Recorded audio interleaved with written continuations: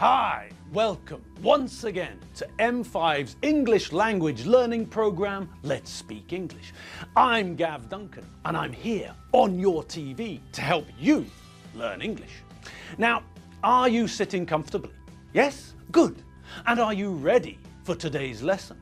Yes? Good. Okay, well, let's learn English together. And we're back. Yes, welcome to the studio, people. We're back. It's the start of another week and we're here in the studio once more. So tell me, how do you feel? How are you? How was your weekend? Did you do anything interesting? Did you do anything exciting? Did you have a good time? Well, I can't hear you, but I hope you all had a great weekend. And what about the animals? Did Gusti dance all weekend?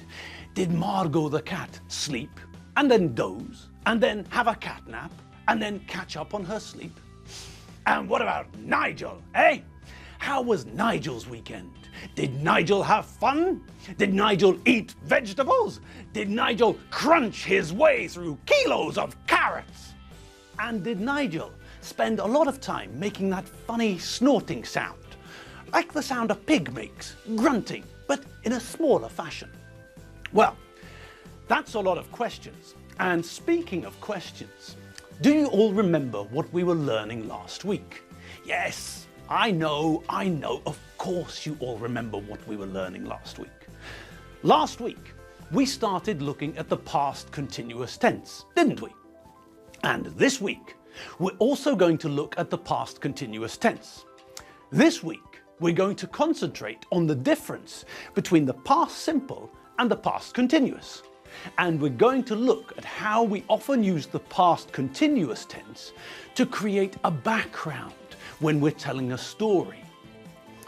We also use the past continuous and past simple tenses together when we're telling a story. And we use the two tenses together to highlight the differences between longer actions in the past and shorter actions, actions which interrupt the longer actions. But first, yes, that's right, we need to have a quick look at the two forms of the past continuous, the negative and the question form. So, hang on to your pants because here we go. Okay, so we all remember that it's a very simple task to make the past continuous, don't we? Do you all remember how we make the past continuous? Yes, that's right. We make the past continuous using the past simple form of the verb to be, and then adding a verb with an ing ending. Okay, so who remembers the past simple form of the verb to be?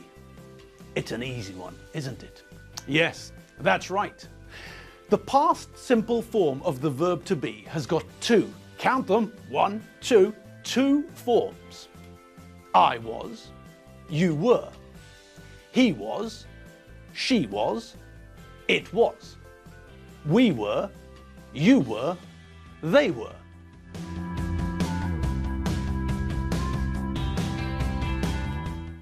So, that's the past simple form of the verb to be. We use was for the first person singular and the third person singular. That means if we're talking about I or he, she or it, then we know that we need to use was. I was, he was, she was, and it was. If we're using any of the other subjects, the second person singular, for example, or any of the plural subjects, then we need to use were. You were, we were, you were, and they were. Simple. Okay, so we know that we need the past simple of the verb to be. And what else do we have to do? Correctamundo! We have to add ing to the end of the verb that we want to use, don't we? And when we add ing to the infinitive of the verb, we sometimes have to be a little bit careful with the spelling. If the verb ends in an E, then we have to remember to remove the E before we add ing. So, In the sentence, he was living in Ålpustasäär in 2013, we know that we remove the E from the end of the verb to live and then add ing. Now, what else do we have to be careful about? Yes, we have to be a bit careful with the endings of verbs. If the verb ends in two vowels and a consonant, or two consonants, or if the verb ends in a Y or a W, then we know that it's an easy situation because we don't have to double the last letter before we add ing. If the verb ends in vowel plus consonant, however, we have to remember to double the last letter before we add ing.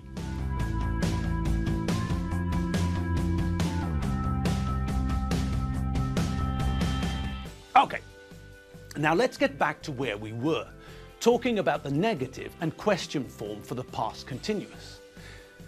Now, let's think about the negative form for a moment. What's the word we always see when we make the negative form of a verb in English? Not. That's right.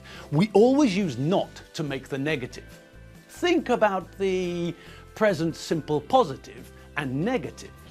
When we make sentences using verbs in the present simple, we have to be careful with one thing. We have to make sure that we add s to the regular verbs in the third person singular. I read, you read, he, she, it reads. We read, you read, they read. Now, if the verb ends in y, then we also have to pay attention, don't we? Yes, if the verb ends in vowel plus y, then we add s to the third person as normal.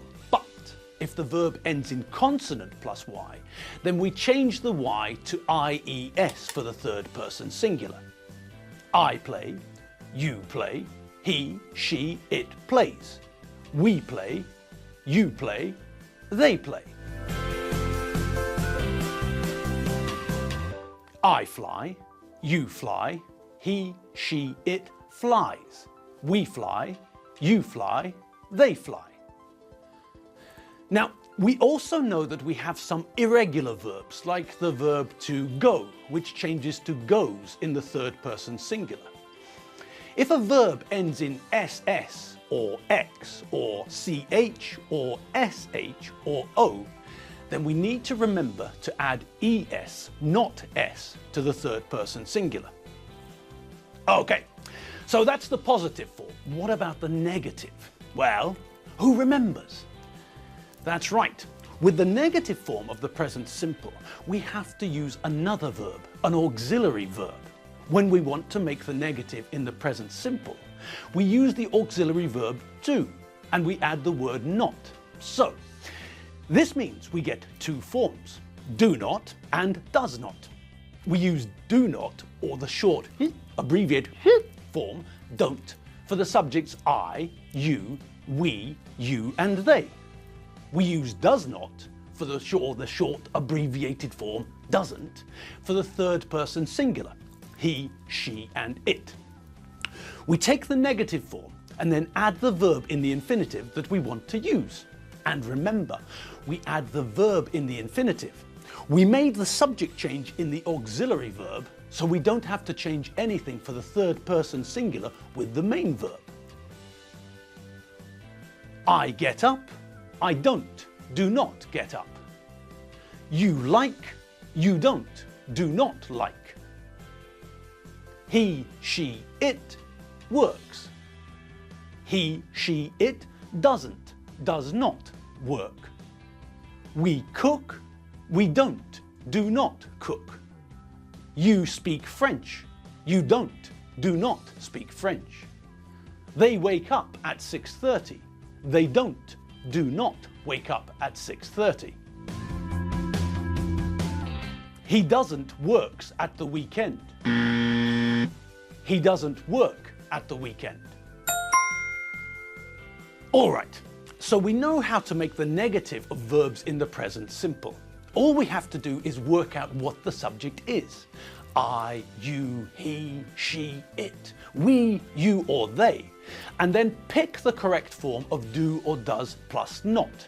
don't or doesn't. Then we add the main verb in the infinitive. Simple.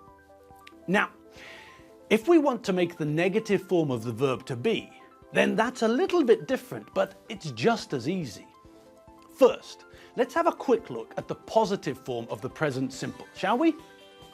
I am, you are, he is, she is, it is. We are, you are, they are. Okay, so that's easy enough, isn't it? All we have to watch out for is the first person singular, I, and the third person singular, he, she, and it. The others are all the same, are. Great. Now, let's think about how we make the negative form. Do you all remember? Well, for a start, which word are we going to use to make the negative? Any ideas? That's right, it's our old friend, the word not. To make the verb to be negative, we add not. I am not. You are not. He is not. She is not. It is not. We are not. You are not. They are not. Okay, all right, but what do we all prefer? Yes, we all prefer the short form, don't we? Yes, so let's see that in a table, shall we? I'm not. You're not, or you aren't. He's not, or he isn't. She's not, or she isn't. It's not, or it isn't. We're not, or we aren't. You're not, or you aren't. They're not, or they aren't. Fantastic!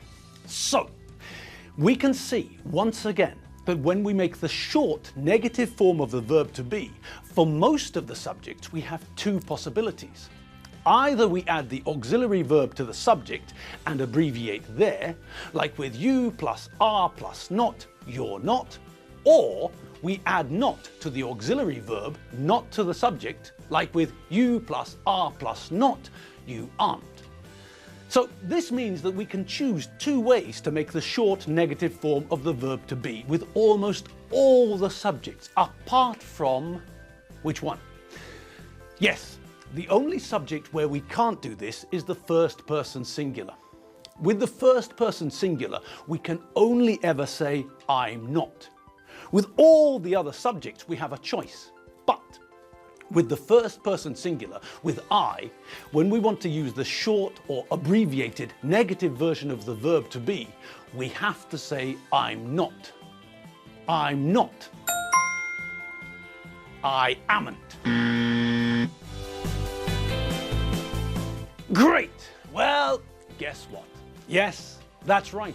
We've run out of time. Yes, I know, we've come to the end of our 15 minutes once again. So, well, I know that you know what's going to happen next. We'll go our separate ways for today. And then tomorrow, we'll pick up where we left off and we'll continue down the path we started on today. That's right. We'll continue looking over the tenses which we've already seen before, and we'll move on to looking at the past continuous in more detail. Does that sound okay? It does, doesn't it? Well then, my chickens of the forest, my gnus of the plain, my gibbons of the mountains, that's all we have for today. So, until tomorrow, let me wish you all a very pleasant afternoon. Enjoy yourselves, relax, and I'll see you all tomorrow. And if you need more English, you know where to go, don't you? That's right, www.m5tv.hu. That's the place to go to. That's where you'll find our old videos and the lists of the most important vocabulary. Okay, people, have fun. See you later. Bye.